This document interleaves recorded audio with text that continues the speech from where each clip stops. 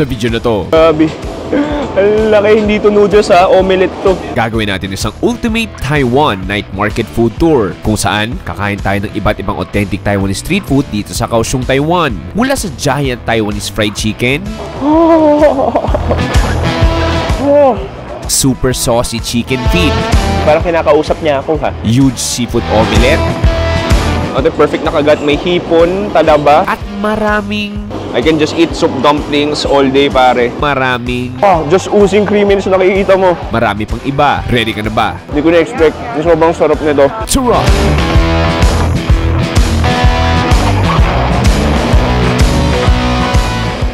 Ngayong gabi ay huling araw na natin dito sa Kaohsiung at maigi napuntahan natin ang largest and most crowded night market sa buong Kaohsiung. Welcome to Ruifeng Night Market, a 20-year-old night market located in Zuoying District. This market has about 1,000 stalls ranging from souvenirs, clothes, fashion items, games, and of course, cheap and amazing Taiwanese street food. At ngayong gabi, samahan niyo ako magpakabusog bago ako umuwi ng Pilipinas kinabukasan. Pare, isang magandang gabi. Nandito pa rin tayo sa Kaohsiung, Taiwan. This will be our last episode. Paps, nandito tayo sa most popular Kaohsiung Food Night Market dito sa Kaohsiung. Nandito tayo sa Ruifeng Night Market. So this night market occupies an area of nearly 3,000 square meters. More than 20 years na yung history nito. Marami kang pwede bilhin from damit, cosmetics, at syempre kaya tayo nandito, maraming iba't ibang authentic Kaohsiung Taiwanese street food. Anyway, Pops, huwag na paligoy-ligoy pa. Hanap na tayo ng unang street food natin dito sa Ruifeng Night Market.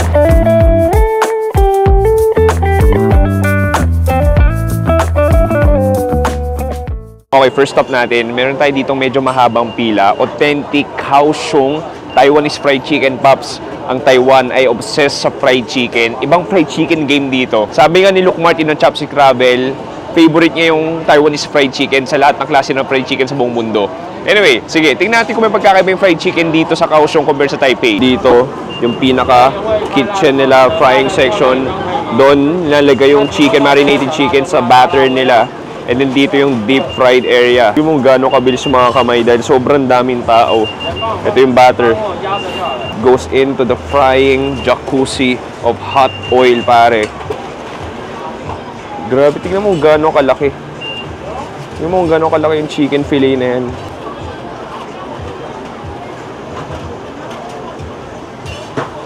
Wala na bang ito, Jihao? Bagong luto. Ihahango niya na ata. Grabe, look at that.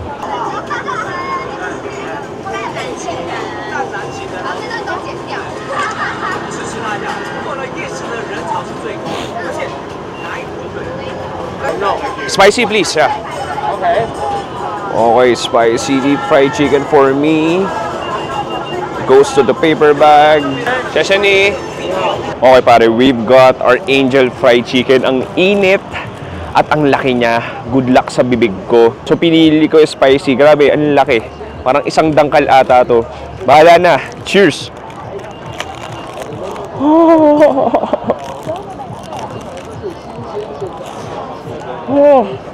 Oh, wow. Sobrang init nun. Pero sobrang linamnam. That's really, really flavorful. Crispy outside, super juicy sa loob. And the outer layer, asap ng pagkakalutong. Not too thick, pero tama lang yung crunch. Mas ang sarap yung dagdag ng chili powder. Hindi lang masarap dito, ang init sa bibig.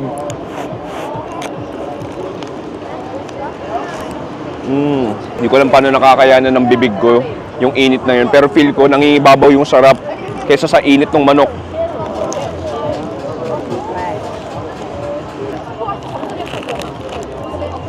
Nakakalaw ng hot star sa Taipei. Tapos may isa pang brand, nakalimutan ko pangalan.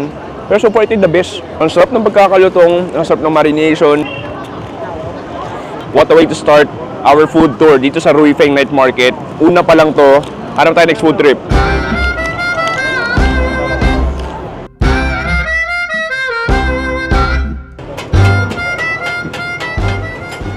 Nagdalawang isip ako, sabi ko original, mag with egg na lang para kakaiba. With egg. So, gumagawa si Uncle ng bago at ating gagawin niya na yun sa akin. So may mga pre-made na dito. Ayan, so magka-crack siya ng itlog. And then, piprito siya ng scrambled egg para sa aking onion pancake. Ayan, kumuha na siya ng pre-made onion pancake. And dinidikit niya yung mismong scrambled egg doon sa onion pancake natin. Lagay ng pepper, salt. How spicy? Just a little bit. Okay, nilagyan niya ng soy sauce. Sticky soy sauce. And then, flip niya. Pinold niya. It goes to the paper bag. Okay, we got our green onion pancake. May itlog to sa loob. This looks insane. This looks hot na naman. At yung unang dalawang pagkain natin mainit. Parang pinaparusahan ko sarili ko ah. Sige, tikman natin. Cheers!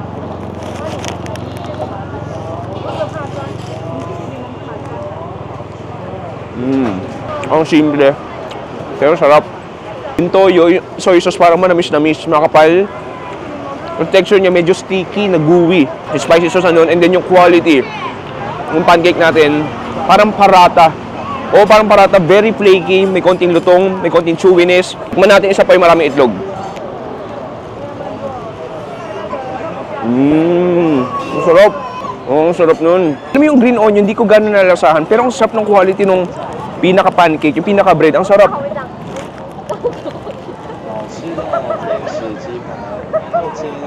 May mga teenager na gusto mapakita sa video. Ibang klase. Sabi niya very spicy pero hindi naman sobrang spicy para sa akin. Hindi ko gano'n nalasahan yung green onion pero masarap yung pinaka-pancake natin, yung quality ng bread.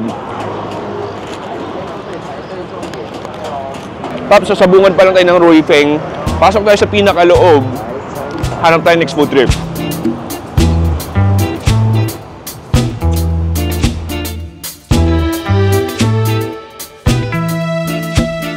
Okay pare, look at this. Meron tayo ditong giant chicken feet stew. Medyo spicy Chinese Kaohsiung style chicken feet. Yung ginagawa niya, nag-aalok lang siya ng chicken feet sa mga tao. Chicken feet? Gusto mo chicken feet? Sige, gusto mo chicken? Sige, try. Oh, matatakam ka talaga eh.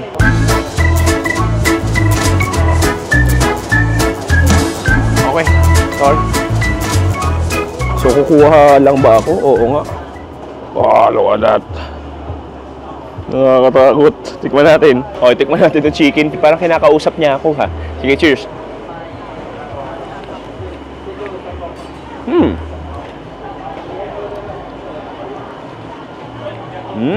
Sarap ha. Ang sarap na sauce.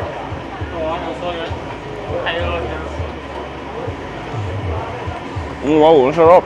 Una sa lahat, ang sarap ng sauce. Just very sweet. Spicy, a little bit lang. Mustard anise din siya. And then chicken feet, fatty, macartilage siya.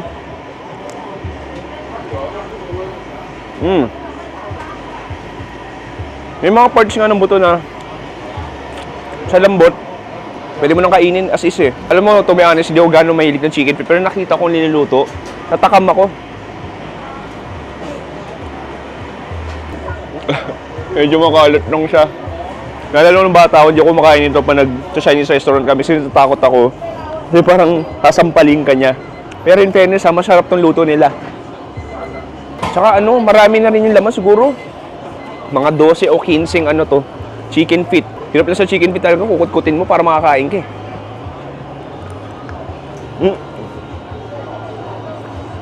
Anyway, Pops, that's a different chicken feet game. Pero hanap pa tayo next food dito sa Ruifeng. Roast duck meat naman to na wrap.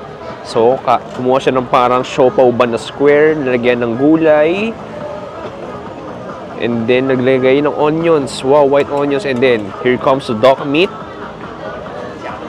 Duck meat goes inside the bun. Then, cucumber. Sliced cucumber goes in. Like a sweet soy sauce. Spicy, yeah. Spicy sauce. Oh, wonton cracker. Cheshani. Thank you. Okay, ito na yung ating roasted duck wrap. Makikita mo, ayan, mukha siyang duck burrito. Ang cute. Tikman natin. Cheers.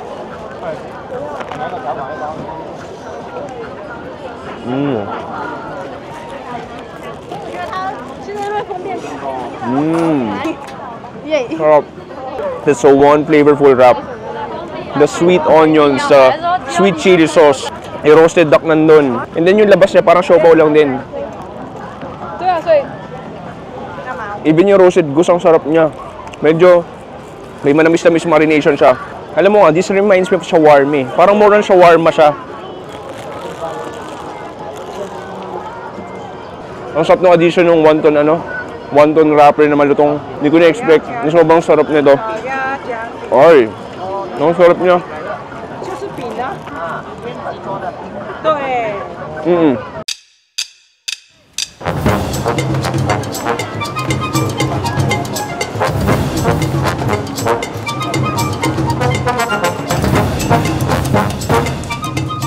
Okay, next food trip, meron tayong tinatawag na QQ. Sa atin may kwek-kwek, dito may QQ. So yung QQ basically, fried taro ball siya. Ayun, mukha nga siyang kwek-kwek eh, no? Para siya may taro batter and then piniprito dito. So pinipress siya ng para malaking kawali para maluto. Sige, tikman natin.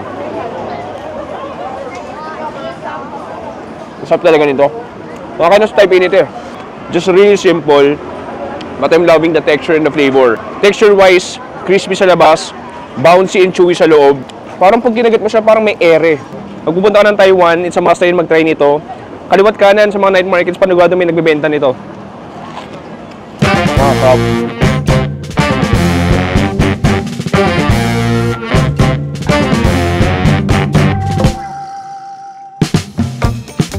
Okay, next. May nakita tayo ditong toasted siopaw naman, pero ito kakaiba. Potato cheese yung loob niya. Panigado mainit na naman to, hindi na talaga natutuwa dila ko. Cheers!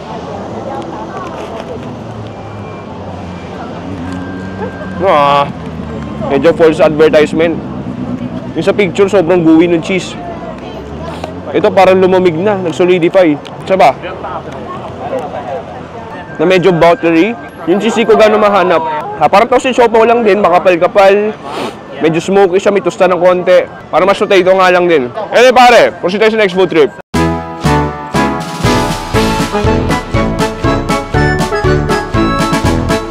Boom! Next food trip natin, meron tayo dito kakaibang egg.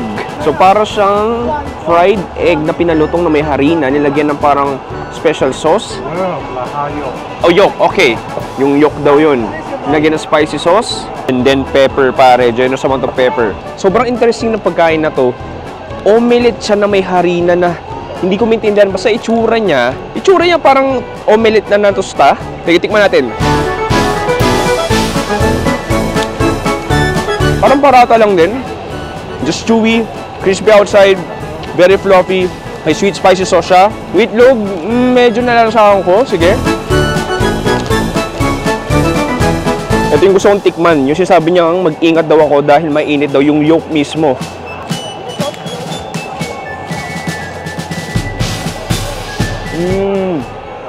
Oh yeah. Buo pa talaga yung yolk. Oh nice. Parang nasa loob siya nung pinaka-omelette. Just oozing creaminess na nakikita mo. All of that yolk. Nasasayang.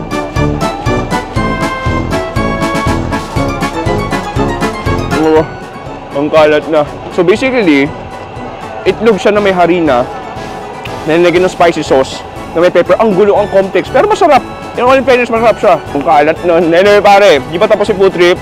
Harap tayo next food trip dito sa Ruifeng.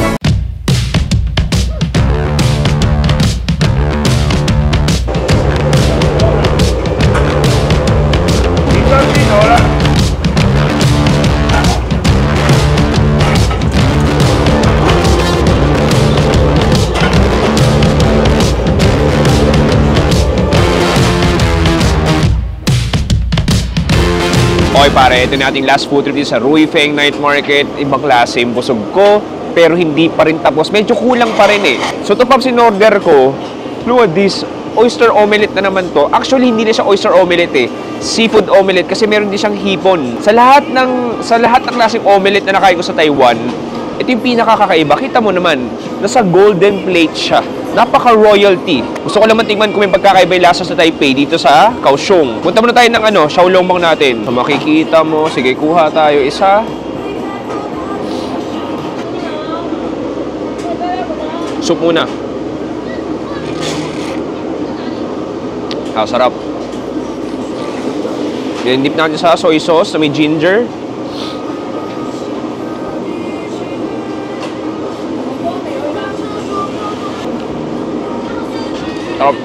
Nakakatuwa yung Xiaolong Bao dito. Sa Pilipinas makikita mo lang to sa medyo paano ba i-explain? Medyo casual dining Chinese restaurant dito. Nasa night market lang siya na considered sa street food. Basically, ganun lang din yung lasa niya eh.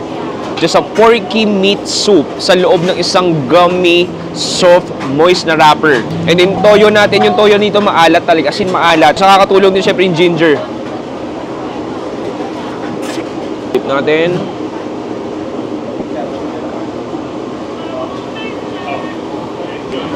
I can just eat soup dumplings all day, pare. Huwag ka magsawa. Kahit nga hindi mo nabutasin, isang buo na lang, isang subo na lang, kaya naman eh. Wow! But I think there's a reason bakit mo kailangan muna igupin yung sabaw. Okay, punta tayo dito sa Monster. Ang laki. Grabe. Ang laki. Hindi to noodles ha. Omelette to. Ate, perfect na kagat. May hipon, talaba. Tapos yung pinaka-omelette. Tikman natin.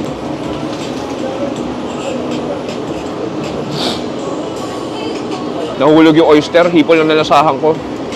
Ito oyster. Alam mo masarap sa kanya? Yung sauce, malasa talaga. Iba medyo subtle lang eh. Ito talaga sweet. May konting sourness, konting spiciness. Generous sila sa paglalagay ng sauce. And then yung omelette natin, yung parang batter niya, medyo chewy talaga eh. Ito more on egg. Tikman natin.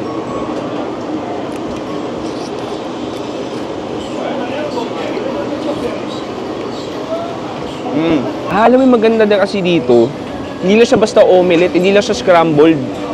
Para malalasahan mo talaga yung pinaka egg white tsaka egg yolk niya. Para nakahiwalay pa.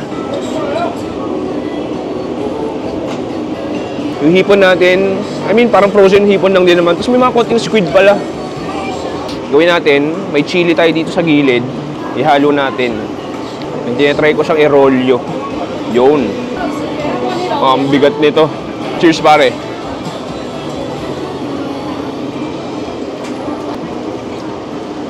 Pare, ang sarap nito. Maniwala ka. Habulin mo pa yan ng unsweetened, no sugar bubble tea. Ang dahilan nun para less calories. Okay, Ruifeng, nagigets ko na ba ito pinupunta ng mga turista? Maraming magagawa. Pwede ka maglaro ng games, pwede ka mag-shopping ng damit, bag, pwede ka magpahula, pwede ka magmadyong, lahat pwede mong gawin dito pare. Kaohsiung, ibang klase ka. Binusog mo ko, ibang klase mga pagkain mo. Ang ganda lang din kasi isipin mo, galing tayong Taipei, Northern Taiwan yun. Itong Kaohsiung, Southern Taiwan. So para mo sinasabing, nasa Ilocos Norte ako nung kailan, tapos ngayon, nasa bandang Zamboanga ako. Makikita mo similarities, at the same time, makikita mo diversity. O pagkakaiba ng mga pagkain nila.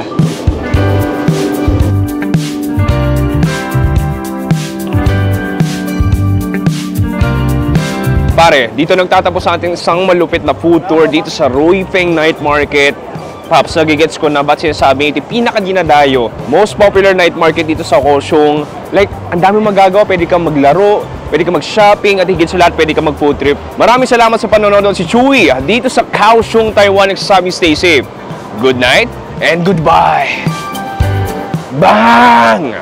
Oh yeah, it's a wrap. Boom!